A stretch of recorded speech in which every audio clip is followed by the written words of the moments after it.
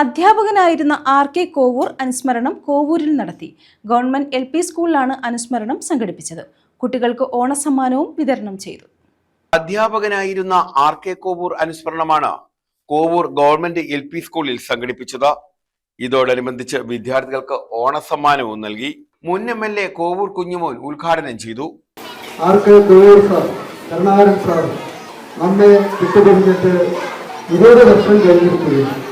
കേരളത്തിൻ്റെ പല സ്കൂളുകളിലും അധ്യാപകനായി പ്രവർത്തിക്കുന്ന കാലഘട്ടത്തിൽ പൊതുരംഗത്തും സാമൂഹ്യ പ്രവർത്തന രംഗത്തും കേരളത്തിലെ ജാതിക്കും മതത്തിനും അതീതമായി ഒരു വലിയ സംസ്കാരം വളർത്തിയെടുക്കാൻ കേരളത്തിൽ അദ്ദേഹം നടത്തിയിട്ടുള്ള R.K. കോവൂർ സാർ നടത്തിയിട്ടുള്ള പ്രവർത്തനം വളരെ മാതൃകാപരമായ പ്രവർത്തനമാണ് ഈ നാടിനു വേണ്ടി അദ്ദേഹം നടത്തിയത്. PTA പ്രസിഡന്റ് പ്രദീപ് കുമാർ അധ്യക്ഷത വഹിച്ചു.